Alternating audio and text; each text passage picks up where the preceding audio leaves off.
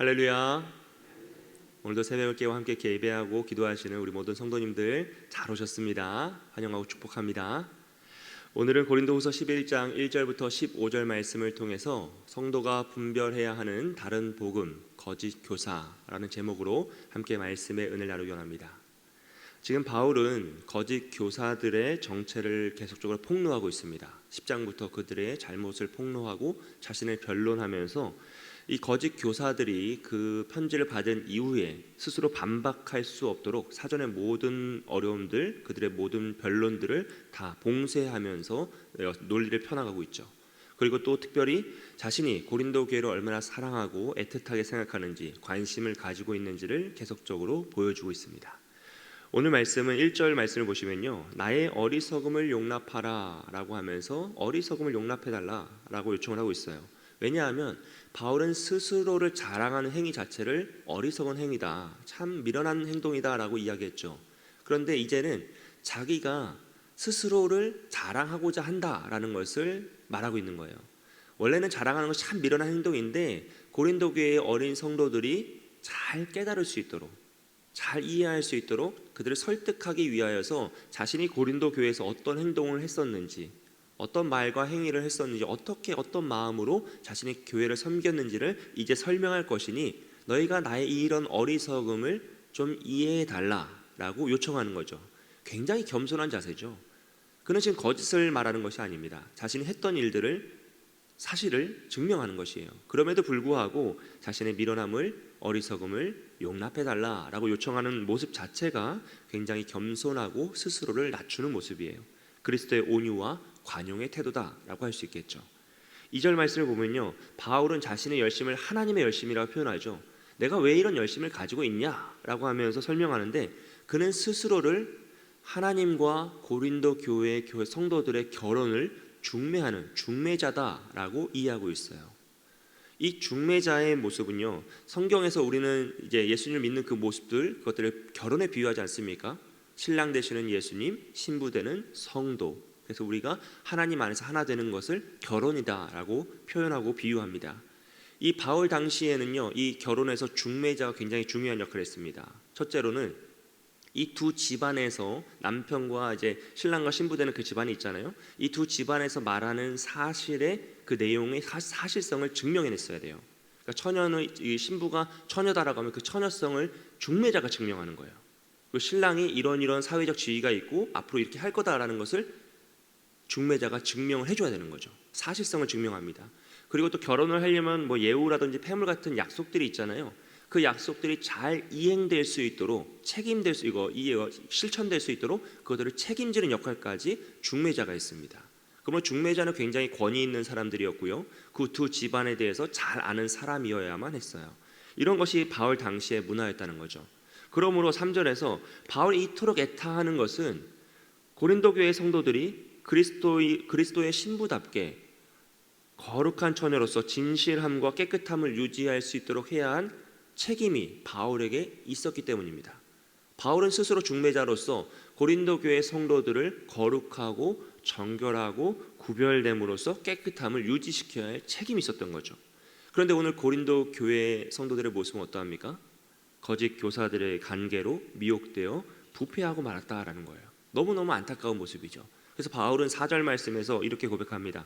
성도는 절대로 다른 예수, 다른 영, 다른 복음을 받아들이면 안 되는데 너희는 너무나 쉽게 거짓 교사들이 전한 다른 예수, 다른 영, 다른 복음을 받아들였다라고 하면서 한탄을 하는 것이죠.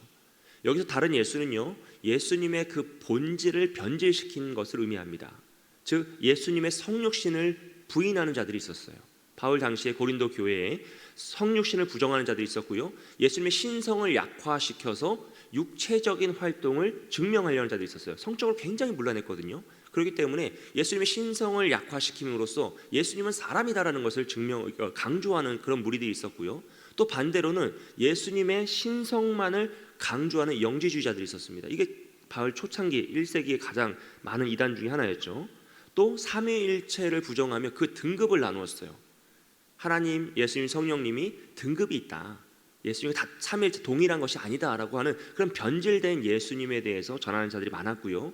다른 영은 성령이 아닌 미혹해하는 악한 영입니다. 상도들을 속이고 그들을 압제하고 억압하는 악한 영이죠. 다른 복음은 전통 유대인들이 전했던 율법주의, 유대주의를 의미합니다. 복음으로 자유해진 그들을 다시 율법 안으로 가두면서 죄의 노예로, 율법의 노예로 삼고자 하는 자들이 바로 이런 다른 복음을 전한 거짓 교사들이었죠. 고린도 교회의 문제점과 특징들은요, 너무나 많은 문제점들이 많았는데 그중에 가장 특징적인 것이 영적으로 문란했다는 것이에요. 그들은 은사주의, 무분별한 은사주의, 극단적인 그 은사주의로 치달아서 사람들에게 보이는 그런 은사들을 가장 중요하게 생각했어요. 그래서 방언과 통변 같은 보이는 은사는 너무 소중한 것이고 보이지 않는 은사들은 가치가 없는 거다라고 하면서 하나님의 은사를 등급을 나누고 자신들 안에서 등급을 나누면서 그런 문란함에 빠졌다라는 거예요. 이런 모습을 바울은 너무나 안타까워하죠. 왜냐하면 자신이 전한 바른 복음과 바른 영과 바른 예수는 이런 것이 아니었거든요. 너무나 아름다운 고린도 교회였는데 정말 한순간에 이렇게 부패해버렸다는 것이에요. 이것이 4절까지 고린도 교회를 이제 잘못을 책망하는 모습이고요. 5절부터는 바울은 스스로의 사도성을 다시금 정립합니다. 자신은 강조하는 거죠. 나는 더 사도로서는 전혀 문제가 없다. 그리고 6절에서는 이 역설로서 지금 거짓 교사들의 공격을 변론하는 것인데요. 말은 부족하나 지식에는 그렇지 않다라고 이야기하는데 이것은 이제 거짓 교사들의 주장이었죠. 바울은 글은 잘 쓰지만 말은 못한다. 그래서 만나면 약하다, 비겁한 자이다라고 이제 공격을 하였는데 사실 바울은 언변에 능한 사람이었습니다. 고린도 교회에서 1년 8개월 동안 회당에서 그들을 가르쳤죠. 그래서 교회가 성립되고 이제 교회가 세워졌던 그 교회란 말이에요. 그리고 특별히 지식엔 더욱 탁월하죠. 바울은 너무나 중요한 신학을 다 정립하고 신약 성경을 정말 많이 기록하였습니다. 그런 바울이었기 때문에 스스로 말에는 약하지만 지식은 그렇지 않다라고 이야기하는 것 자체가 거짓 교사들의 공격을 변론하며 역설적으로 그들을 지적하는 것이죠. 7절부터는 재정적인 부분에 대한 내용을 다루는데요. 고린도에서 복음을 전할 때 그는 교회의 도움을 받지 않았는데 지금은 그것이 오히려 죄스럽고 후회스럽다는 것이에요. 왜냐하면 복음을 값없이 전했더니 정말 값싼 것으로 여긴다는 거죠. 이런 안타깝고 어처구니없는 상황이 지금 고린도 교회에 펼쳐진 것이에요. 복음이 얼마나 귀한지를 이들이 모른다라는 것이죠. 여러분, 이 7절 말씀과 고린도 교회의 모습 속에서 오늘 우리의 모습을 되돌아보는 지혜가 있기를 원합니다. 여러분, 우리는 정말 복음을 값지게 여기고 있습니까? 하나님이 세우신 이 교회를 정말 사랑하며 소중히 여기고 있습니까? 여러분, 오늘 우리의 손에 복음이 전해지기까지 얼마나 많은 순교의 피가 흐르고 선교사님들의 헌신과 수고와 순교가 있었습니까? 얼마나 많은 애탐과 기도와 한탄이 있었습니까? 우리 광영교회가 오늘 이 모습까지 세워지기 위해서 얼마나 많은 믿음의 선배들의 눈물의 기도와 헌신과 수고가 있었겠습니까? 우리 부모님의 신앙이 얼마나 위대한 인내의 신앙입니까? 그렇다면 오늘 우리의 마음은 어떠합니까? 여러분, 값없이 주어진 것이라고 정말 값싼 것이 아님을 기억하는 지혜가 있길 바랍니다. 정말 우리에게 예배가 소중한지, 이 현장 예배를 얼마나 우리가 사모하고 기다렸습니까? 코로나 처음 터져서 온라인 예배 첫 예배 드릴 때요, 모두가 다 눈물의 예배를 드렸죠. 저희 교육자들도 텅 빈 예배당에서 눈물로 예배를 드렸고요, 성도님들도 각 가정에서 눈물로 예배를 드리셨다는 간증이 너무나 많았어요. 그런데 오늘 우리는 어떻습니까? 편리함으로 온라인 예배를 잘 드리고 계신다는 얘기가 너무 많아요. 너무 안타까운 모습이죠. 정말 우리 사랑하는 이 광영교회가 정말 소중합니까? 원래부터 이렇게 있었던 건 아닌가? 그냥 하늘에서 뚝 떨어진 것처럼 생각하진 않습니까? 아니요. 정말 많은 분들의 기도와 눈물의 헌신으로 오늘까지 온 것이죠. 그리고 오늘 우리가 그것을 이어받아 더 기도하고 더 헌신하고 더 애써야 하는 것이 지혜로운 것이죠. 여러분, 우리 안에 이런 고린도 교회 성도들의 미련함이 있지 않기를 소원해요.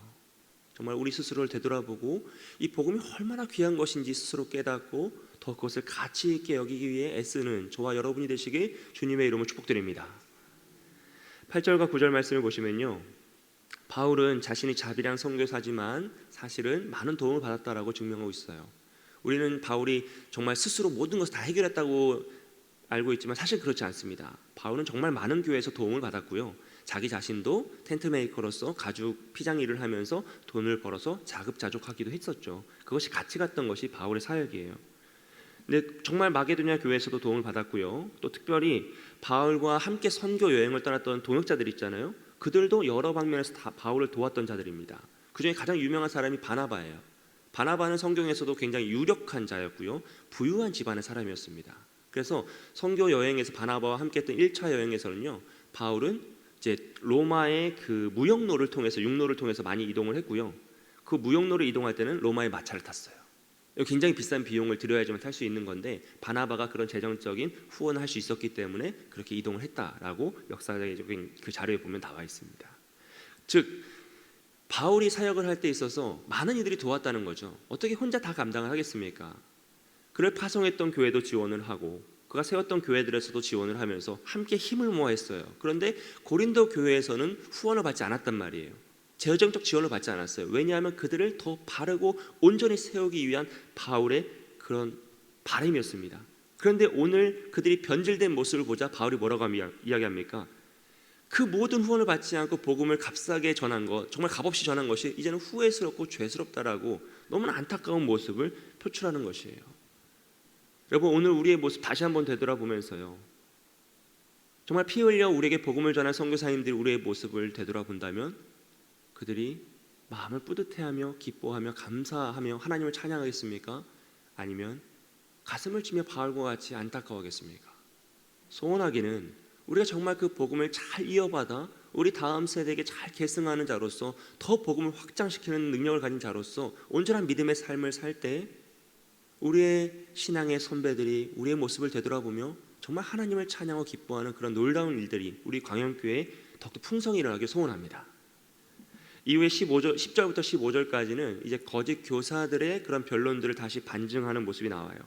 거짓 교사들은 바울이 교회로부터 도움을 받지 않는 이유가 바울이 거짓 사도이고 그가 고린도 교회를 사랑하지 않기 때문이다. 너희에게 관심이 없기 때문이다 라고 하면서 바울을 공격합니다. 그런데 바울은 그런 공격에 대하여서 자신은 끝까지 이 모습을 유지할 거다라고 이야기해요. 나는 앞으로도 너희에게 재정적인 도움을 받지 않을 것이다. 이게 너무 후회스럽지만 나는 이것을 계속 유지할 거야. 왜냐하면 나는 거짓 교사들과 다르기 때문이에요. 거짓 교사들은 자신이 물질적 후원을 받으면서 내가 참 사도이고 너희를 사랑하기 때문에 너희가 나를 섬기는 것이 지혜롭고 복받는 일이다라고 가르쳤어요. 근데 바울은 그들이 잘못된 것이고 내가 맞는 것이니 나는 이 모습을 계속 유지할 거다라 그래요. 그러면서 거짓 교사가 맞는지 내가 맞는지 열매로 보라는 거죠. 시간이 흐를수록 너희가 무엇을 보는지 잘 판단하라는 것이에요. 결국은 무엇입니까?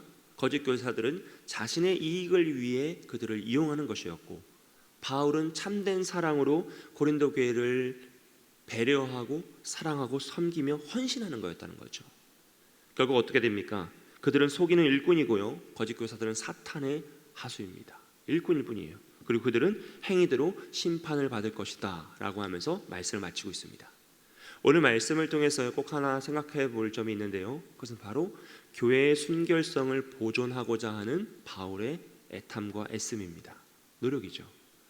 여러분, 바울이 이토록 자신이 전한 복음을 변론하면서 고린도 교회의 순결성을 지키고자 애쓰는 노력은 그가 하나님과 예수님과 그 고린도 교회 성도들을 결혼시키는 중매자라는 역할을 감당하고 있기 때문입니다. 예수님에게 어떻게든 이들을 이끌어가서 그들이 예수님을 닮은 존재로 만들고자 하는 애탐이 있기 때문이죠. 그리고 이 열심과 노력이 오늘 우리와 우리 교회에 반드시 있어야 할 줄 믿어요. 여러분, 우리 개인으로서요, 개인의 신앙의 순결성과 정결성을 지키고자 하시는 애씀이 반드시 있어야 합니다. 우리 마음속에 분노와 범죄와 음란과 죄악이 들어오지 않도록 그것을 끊어내는 애씀이 있어야 하고요, 우리의 언행 속에 그것을 참고 인내하며 죄를 짓지 않고자 하는 그 노력과 행위가 반드시 있어야 돼요. 그게 없는 채 내가 정결해지기를 원한다, 내가 죄를 회개받기를 원한다는 것 자체가 스스로를 속이는 거죠.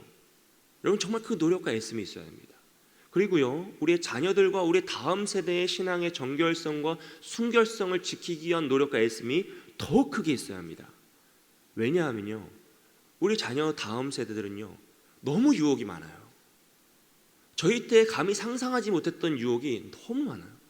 핸드폰 하나면 유혹이 정말 끝없이 펼쳐지고요, 그들이 살아가는 문화는 우리가 살았던 문화보다 훨씬 더 음란하고 훨씬 더 죄악되고 훨씬 더 그 진리를 분별하기가 어려운 난해한 문화가 너무나 많아요. 그래서 꼭 자녀를 돕고 다음 세대를 돕는 일에 힘쓰고 노력하고요, 나를 지키는 것보다 오히려 더 많은 애를 쓰고 노력을 해내야 한다는 거죠. 그리고 그런 노력들이 모여서 우리 광영교회에 있는 이 신앙의 정결성, 복음의 순수성이 지켜지는 그 노력과 애씀이 가득 차고 넘치길 소원합니다. 왜냐하면요, 오늘 이 시대에도 다른 예수를 전하고 다른 영을 전하고 다른 복음을 전하는 이단과 악한 세력들이 너무나 많기 때문이에요. 여러분, 우리는 신천지가 코로나 이후 굉장히 큰 타격을 받았을 거라 생각하지 않습니까? 뉴스에 나오고 막 여론조사하고 하니까 엄청 큰 타격을 받았을 거라 생각하잖아요. 그런데요, 현대 종교나 그런 이단들을 연구하는 연구소에서 조사해서 결과가 나왔는데 거의 타격을 받지 않았대요. 정말 안타까운 모습이죠. 신천지는 사라지지도 않았고요, 타격을 받고 주저앉지도 않았습니다. 심지어 그들의 포교 활동은 움츠러들지도 않았어요. 그들이 포교 활동의 방법을 바꿨는데요, 왜냐하면 신천지 이후에 자신이 신천지에 빠져있구나를 깨달은 사람들이 있대요. 그래서 그들이 집단 소송을 했어요. 뭐냐 하면 자신이 들어올 때는 신천지가 아니다라고 해서 들어왔는데 알고 보니 이게 신천지였다. 그래서 나의 젊음을 이곳에 빼앗긴 것은 내가 속임수에 속아서 나의 젊음을 빼앗겼다. 그러니 그것을 보상해달라고 집단 소송을 했고요, 그게 대법원에서 승소했어요. 그래서 신천지에서는 이제는 포교 전략을 바꿔서 자신들이 신천지임을 밝힌다고 합니다. 예전에는 신천지지라고 하면 아니라고 그랬어요. 끝까지 아니라고 하는 게 그들의 포교 전략이었어요. 마지막에 변경시키는 거죠. 그런데 이제는 자신들이 신천지임을 떳떳이 알린대요. 그런데 그것을 언제 알리냐면 정말 친해진 이후에, 정말 그들에게 어려운 사람들을 돕고 감동을 준 이후에 자신이 사실은 신천지인데 함께 돕고 함께 신앙생활 했으면 좋겠다라고 그들을 유혹한다는 거죠. 그럼 한국 사람은 어때요? 정에 약하잖아요. 내가 이미 너무 많은 걸 받아놓으니까 그들을 돕고 섬기고 한 그 행동에 감동받아서 또 체면치레로 그들과 함께 신천지에 가는 사람이 너무나 많대요. 이것이 오늘의 현실입니다. 관계전도죠. 우리가 그토록 꿈꾸던 그 관계전도가 신천지에서 본격적으로 포교 전략을 바꿔서 진행되고 있다고 합니다. 여러분, 여전히 악한 세력은 다른 예수를 전하고 다른 영을 전하며 다른 복음을 전하여서 우리를 유혹하고 세상을 어지럽게 하고 있습니다. 이때 우리는 더욱 깨어 기도해야 되고요, 더욱 깨어서 분별해야 합니다. 이런 악한 문화와 악한 복음으로부터 우리를 보호하는 가장 쉽고 좋은 방법은요, 그냥 광영교회 열심히 다는 거예요. 여러분, 유튜브로 설교 쇼핑하지 마시고 다른 데 어디 뭐 더 좋은 게 있나 기웃하지 마시고 우리 교회에서 함께 예배하고 함께 기도하고 함께 말씀 들으면서 훈련받는 것이 가장 좋은 방법이고 가장 안전한 방법이죠. 우리 다음 세대 자녀들 성경학교로 보내주시고 여름 수련회에 꼭 참석시키셔서 말씀 듣게 하시고 금요 성령 기도에 함께 나와 함께 기도하시고 주일 성수 지키며 하나님 앞에 온전한 예배자를 세우기를, 그렇게 했을 때 우리가 더욱더 견고한 진을 짜고 우리와 우리 다음 세대를 지킬 줄 믿습니다. 그런 역할을 능히 감당하시는 저와 여러분이 되시길 주님의 이름으로 축복드립니다. 함께 기도하겠습니다. 우리 함께 합심하여 기도하며 나아갈 때요, 우리 나라와 민족을 위해서 기도해 주시고 우리 모든 위정자들 하나님을 두려워하며 정말로 인륜과 도덕에 어긋나지 않도록 복음 안에서 진실되게 진리 안에서 나라를 운영하게 달라고 기도해 주시고요, 우리 교회의 모든 사역들 가운데 새가족 양육 2기 수료식이 이번 주일 3부 예배 시에 있습니다. 위하여 기도해 주시고 우리 직분자 교육을 통하여 직분자들이 더욱더 하나님을 사랑하고 온전히 세워지게 일꾼으로 세워지게 달라고 기도해 주시고요, 우리 교회 학교 여름 사역과 정말로 여름 수련회 가운데 하나님 임재 역사 능력이 나타나게 해달라고, 우리 광영교회 정말 정결성과 순수성을 지키는 우리 모든 성도와 다음 세대와 우리 교회 되게 해달라고 이제 함께 기도하며 나아갑니다. 사랑과 은혜가 많으신 하나님 아버지 감사합니다. 하나님 이 새벽을 깨어 기도하였사오니 응답하여 주시고 우리의 삶 가운데 하나님의 능력이 나타날 수 있도록, 하나님의 뜻이 분별될 수 있도록 주님 도와주시옵소서. 이 악한 세대 가운데 우리가 더욱더 깨어 기도하고 깨어 분별할 수 있기 원합니다. 다른 예수, 다른 영, 다른 복음을 전하는 악한 이들이 있으나 우리는 오직 예수 그리스도를 붙잡고 성령 안에서 온전한 복음만을 붙잡고 나아가오니 주여 우리의 삶 가운데 복음의 능력이 나타나게 하여 주시고 우리 교회 가운데 이 복음의 정결성과 순수성이 지켜지게 하여 주시고 우리와 우리 다음 세대 우리 자녀들에게 더욱더 평생도록 하나님 복음 안에서 온전히 살아가는 우리가 될 수 있도록 도와주시옵소서. 이 나라와 민족을 불쌍히 여기시고 하나님 은혜로 채워주시며 도우심의 손길로 함께하여 주시옵소서. 교회 모든 사역 가운데 은혜 주시길 원합니다. 주여 세가족 양육 이기수로신 가운데 함께하여 주셔서 그들이 교회에 잘 적응하게 해주시고 우리 직분자 교육을 통해서 참된 헌신자가 세워지게 하여 주시고 제자가 세워지게 하여 주시고 우리 교회 학교 여름 사역 가운데 하나님 은혜 위에 은혜를 도와주셔서 하나님을 만나는 귀한 놀라운 역사, 은혜 역사가 함께할 수 있도록 도와주시옵소서. 주여 함께하여 주시옵소서.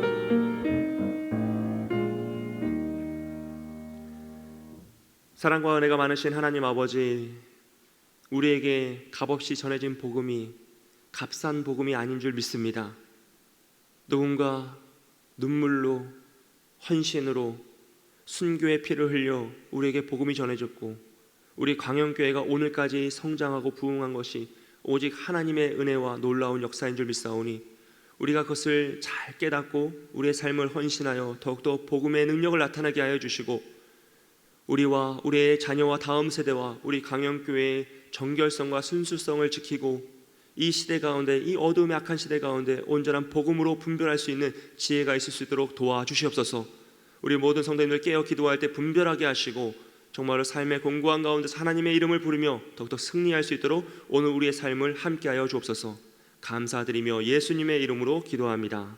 아멘.